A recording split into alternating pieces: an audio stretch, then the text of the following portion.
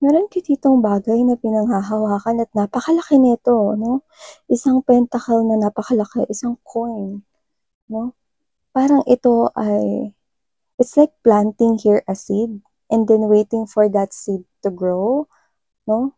So, nakikita ko dito na parang meron ka ditong desididong simulan, okey? And I think may kinalaman 'to sa stability mo, but I'm not seeing that it's just about your money and pentacles. I think this is something here about your personal life.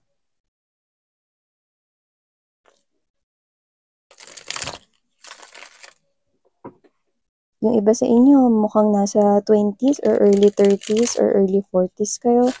But you know, wala tayong age sa tarot na mention natin kasi may nakuha tayong ganyan.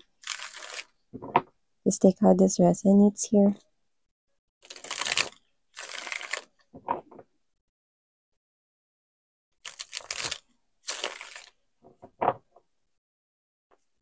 Yung iba sa inyo parang sinusubukan ninyo mag-concentrate, mag-focus. Pero I think meron ditong something disturbing or meron ditong nakaka-disturb sa inyo.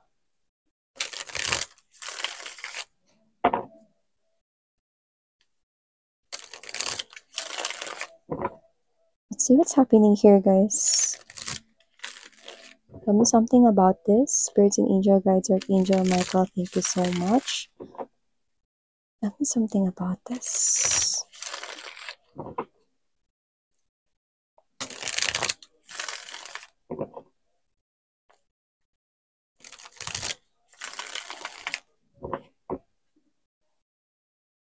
You're blocking someone here for real. I'm picking up that message strongly.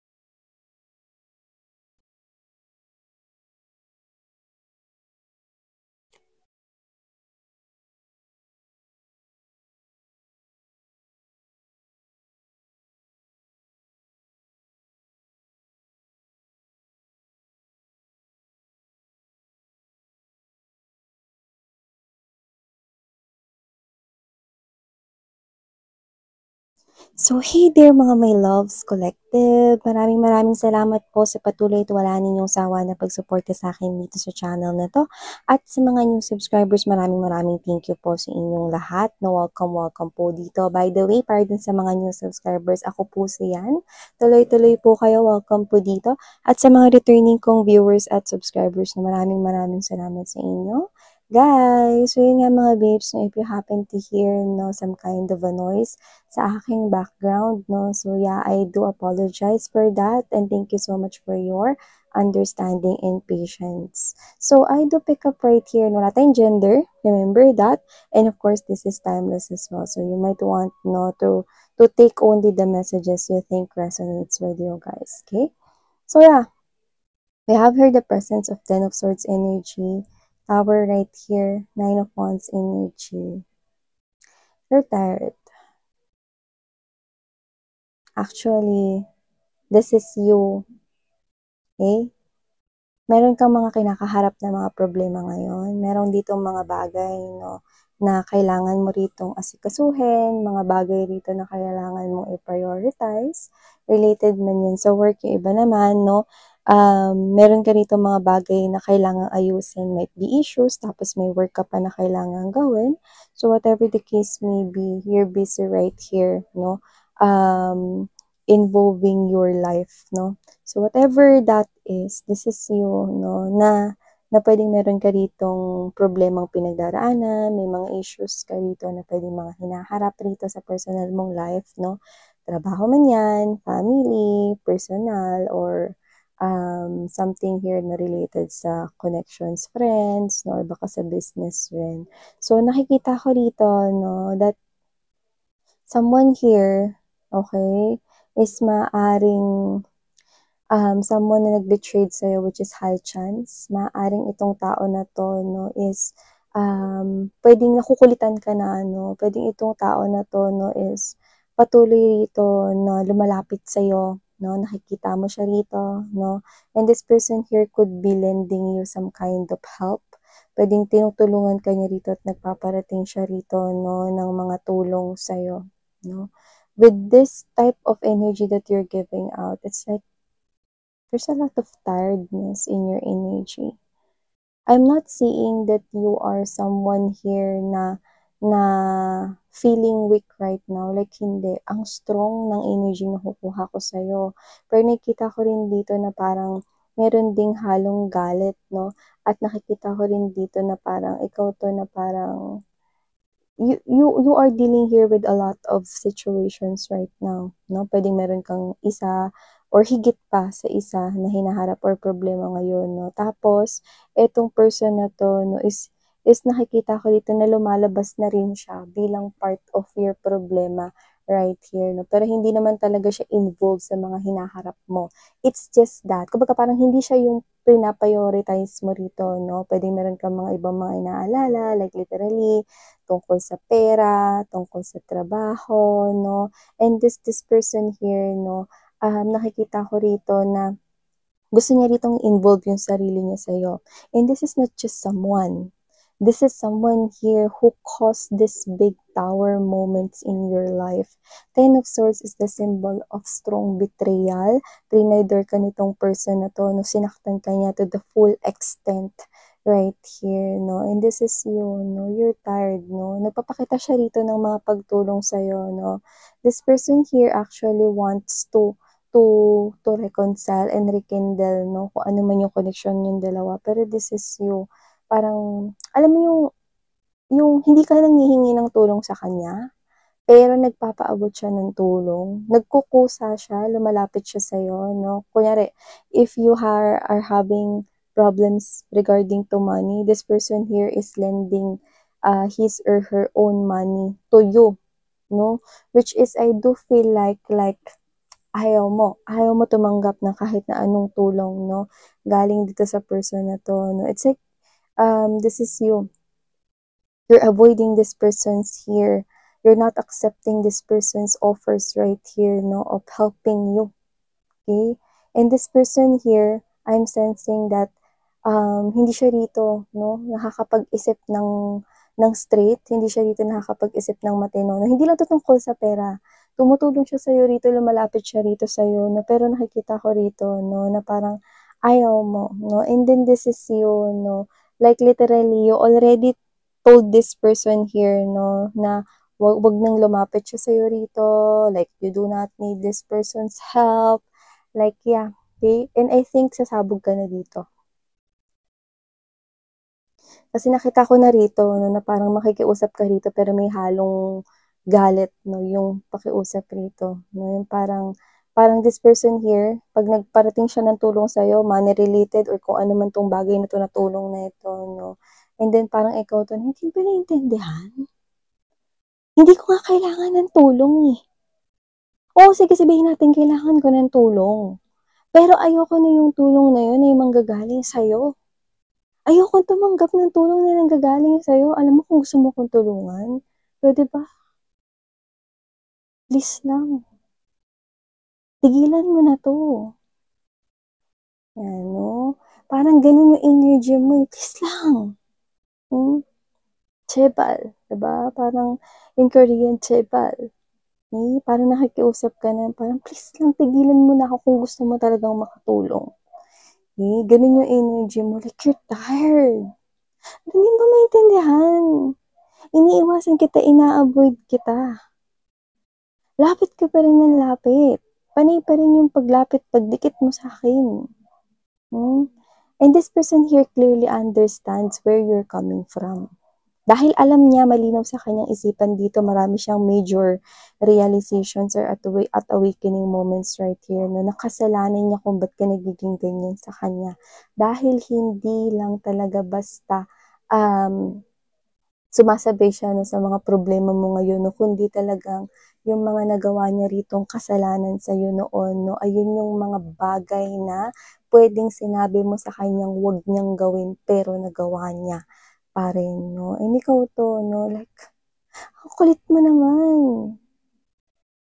Parang ikaw 'to na naiinis ka na, nakukulitan ka na sa kanya, puwede ba please lang, can you just leave me alone? Para talagang gusto mo akong tulungan? Gusto mo talaga malaman kung paano mo ako matutulungan? Huwag ka na magpakita sa'kin. Ayaw na kita makita. Like, I'm seeing that from you. Nakatalikod ka na dito, no? Ayaw mo na talaga. These are the energies of ayaw niyo na talaga. I'm done, Miss Yan. I'm done.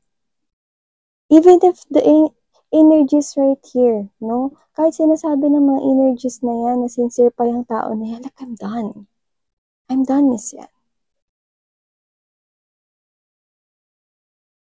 I do not want anything related with that past person anymore. Not even a single wish na magbalik siya sa buhay ko. Like, I just want that person to move away from me. I'm seeing you walking away, even running away from this person here. Like, I'm done, Miss Yan. And that will create a different perspective to this person. Like what he or she had done to you in the past, create that big effect sa buhay niya ngayon, but in a negative way. And I do see, like, you've already turned your back from the past, from this person here. And I clearly understand where you're coming from. And this person also understands why you're acting that way. Because he or she did not just get hurt you, but this person, okay, did create that big mess in your life. Others of them could played your world in the past. But the universe, no, merong sariling way right here. This person is realizing it now, big time. And he or she knows, he or she feels na totoong pinapalayas at pinapaalis mo na siya sa buhay mo rito. Like, you mean what you say.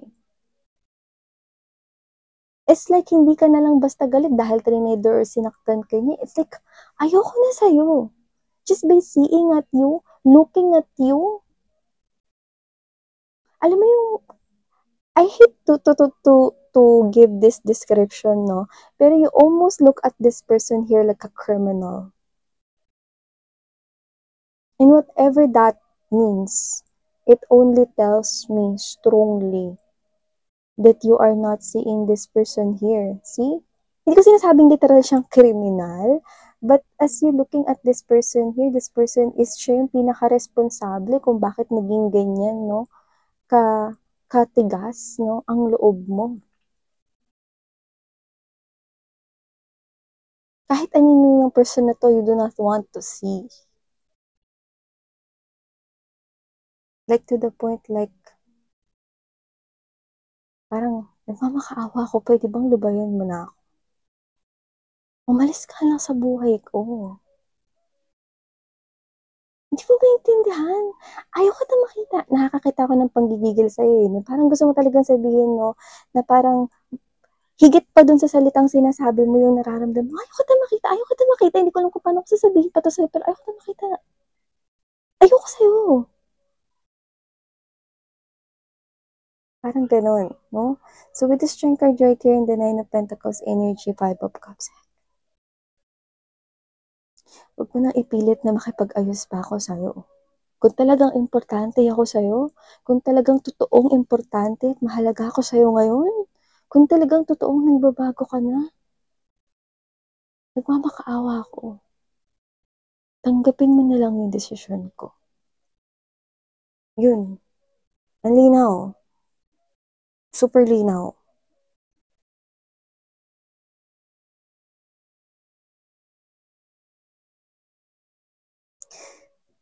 Whatever that is, this person here is facing this big effect ng ginawa niya or nagawa niya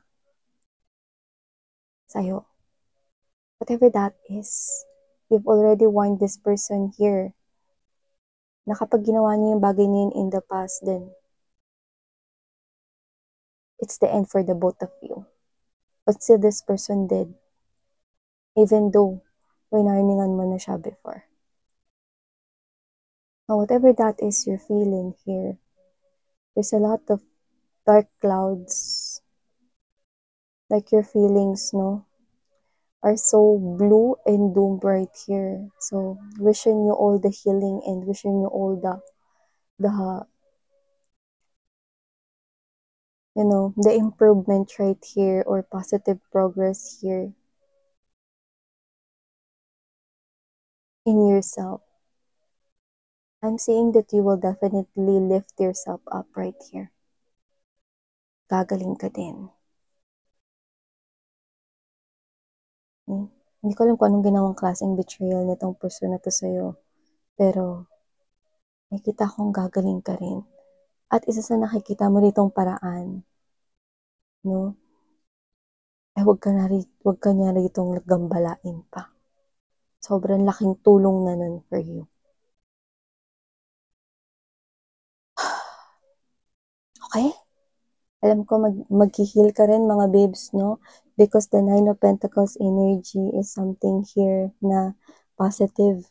It's something na magiging strong ka ulit. It's something here na may mga pagbabago ka ritong yayakapin na on your own. Okay? At nakikita ko rito, no, na you will feel more independent here. But this is coins. Okay? You might not yet doon. I mean, hindi ka pa nakakarating doon. Pero alam ko makakarating ka sa ganun. You will definitely find yourself healing. You know that it's not magic. Na pag nagkasugat ka ngayon, bukas magaling na. It takes time to heal.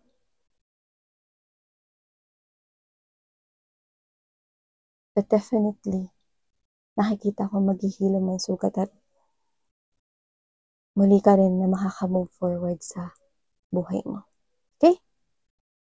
So yeah, these are all the messages I've got right here for you, my love. Thank you so much for your time and pagtambay dito sa channel na ito. And sarang hail, love, and light. And